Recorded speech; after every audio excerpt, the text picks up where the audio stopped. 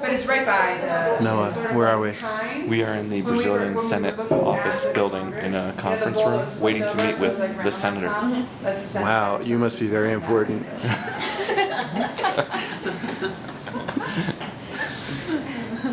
Are you optimistic? Are you optimistic about the future of education in I am Brazil? optimistic if you could say to me 20 years, 30 years.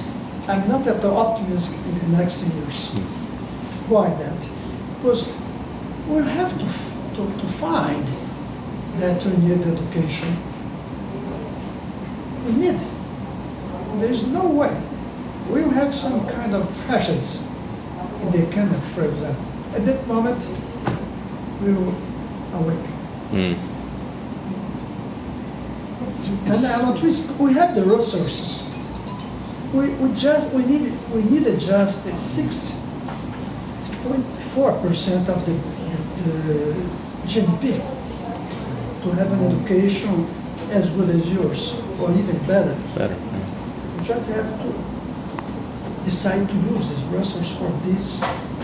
In the U.S., there's a big push for what they call STEM education, science, technology, engineering, and math. How big a role moving forward do you see that playing in Brazil? Very bad also. Our university, we have around 4.5 million students at the university. At maximum, 20% of these are inside the sciences and mathematics. All of others, they are inside the humanities and lawyers and things like that. This is one problem.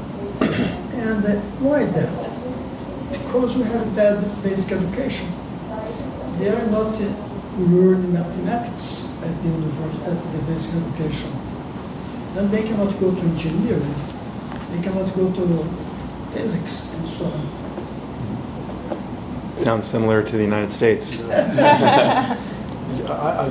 This morning I was looking at the PowerPoint, and the Bolsa Familia brought 20 million people out of poverty, or 50 million people or something out of poverty.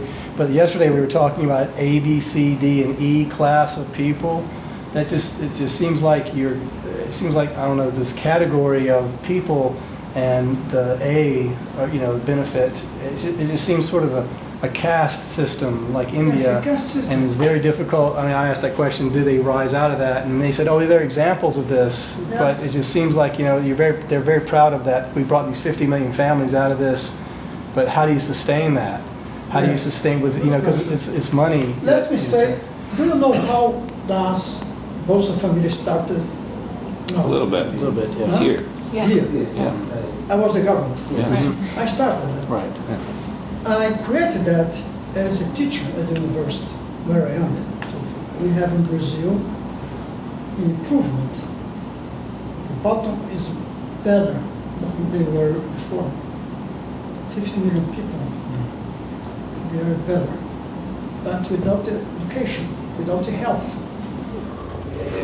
We are walking through the halls of the Brazilian Senate right now. I'm here with Perry and Barbara. It's very serious. Yes, we're trying to keep our composure. Do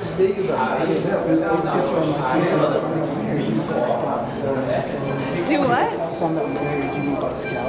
Sure, you got it.